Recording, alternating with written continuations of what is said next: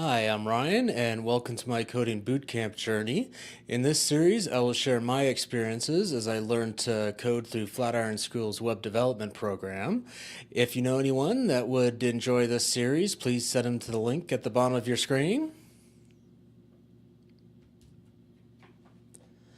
All right. So, what is new this week? This week we got into ActiveRecord, which that's a library that handles all of the SQL stuff in terms of creating the tables and the adding rows and data and creating relationships between tables and all that kind of thing.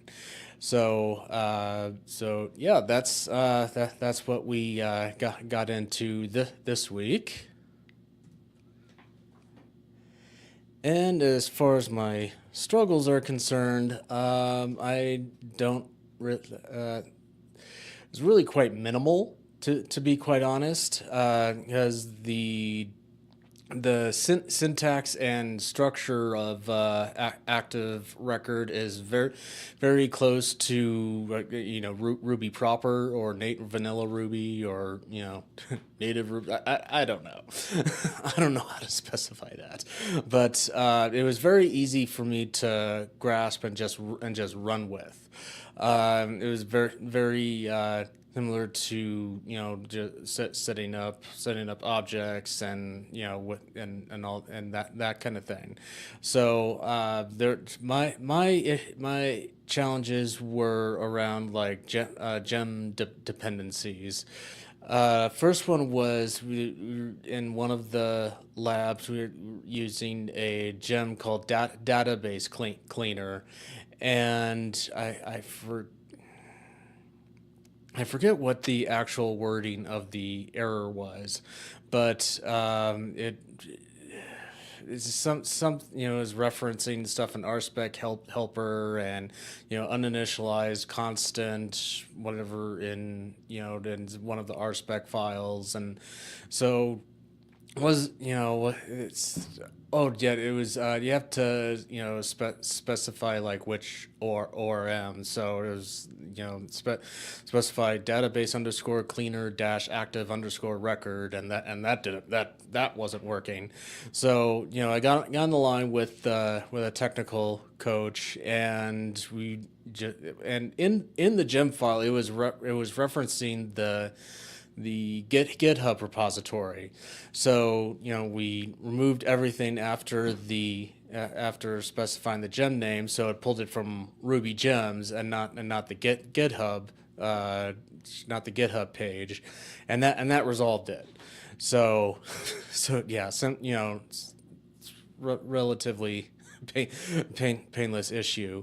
Yeah, the other one was when we started inheriting from the migration module in ActiveRecord, and I said you couldn't inherit from directly. You had to specify a version number, and I wasn't quite sure how to do that. And again, that was like maybe a 10-minute conversation, maybe.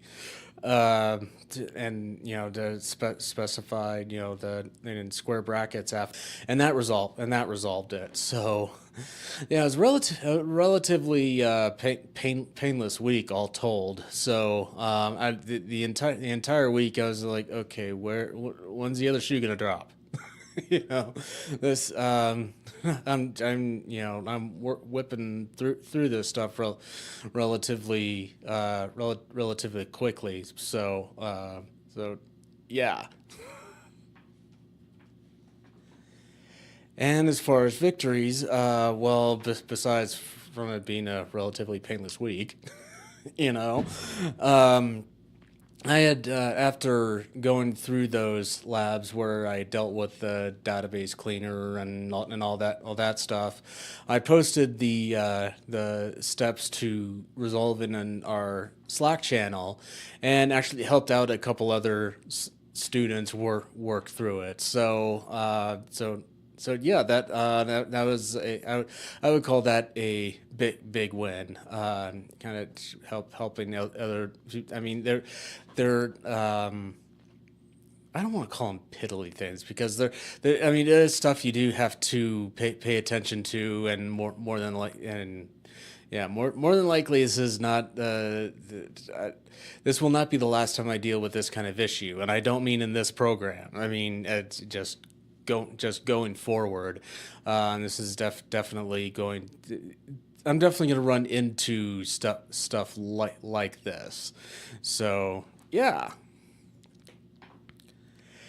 And what am I looking forward to next week? So during my one-on-one call with my cohort lead, apparently we're going into Sinatra next week, which is a Ruby framework. And so we're going ever higher in abstraction. So what a framework is essentially a scaffolding that takes care of a lot of the lower level stuff, and so you can again work on a higher level of abstraction, and then it builds a lot of the the structure up for you, so you just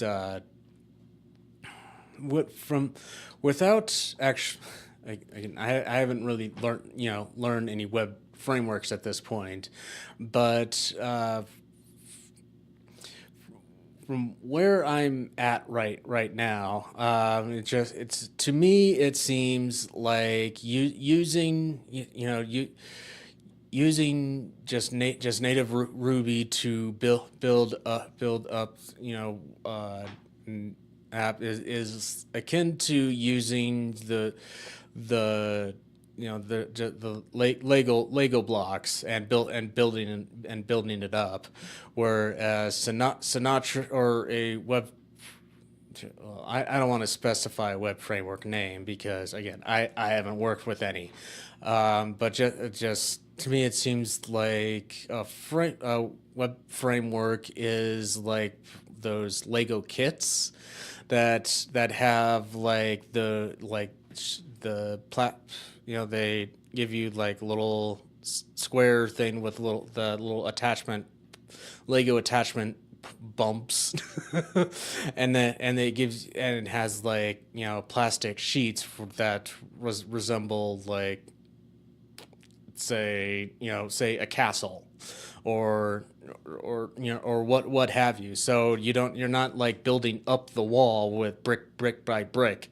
You're just putting the little plastic wall things together and adding like the decorative points and all that.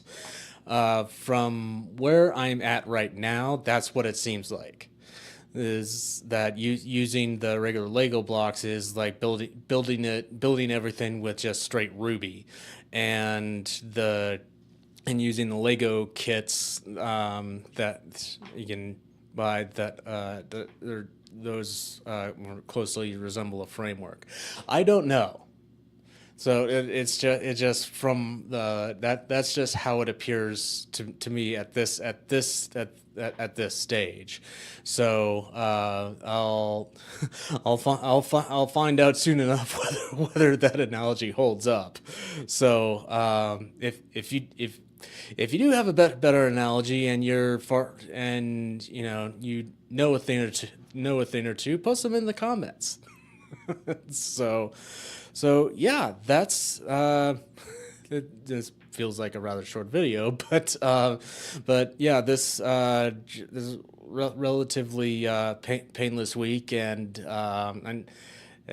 yeah, it's I'm definitely gonna be I mean anytime. Well, I can think of some use cases in which you want to use just work, build up the databases manually, which is what we were learning last week. Like, well, during our one-on-one, our cohort lead mentioned a use case, and I actually asked this very question, are there use cases in which it's more advisable to build up the SQL databases manually versus using ActiveRecord? And he mentioned a project he worked on, which I'm not going to mention the details, but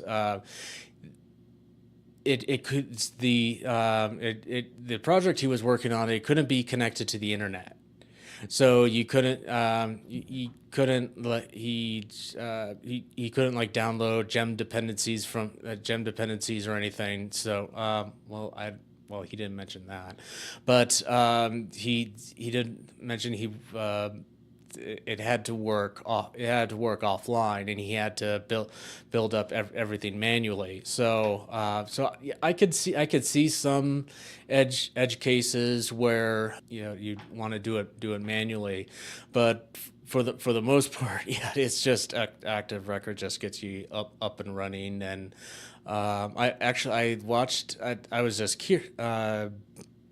I was curious about ActiveRecord and SQL injections, because that's a big problem still. I mean, it's been a problem for it's been a vulnerability for like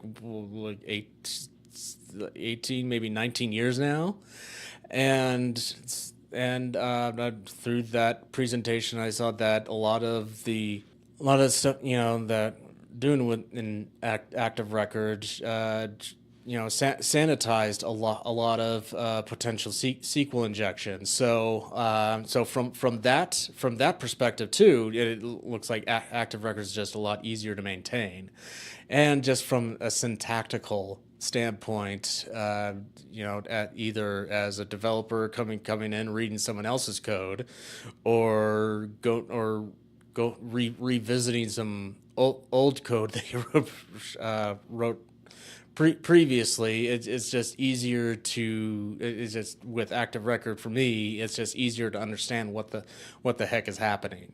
So yeah, that's all I got for this week. So I do thank you for watching. If you do want to stay up to date, please like and subscribe, and feel free to check out the rest of this series. And if you do have any comments or questions, please post them below. And I'll see you in the next chapter.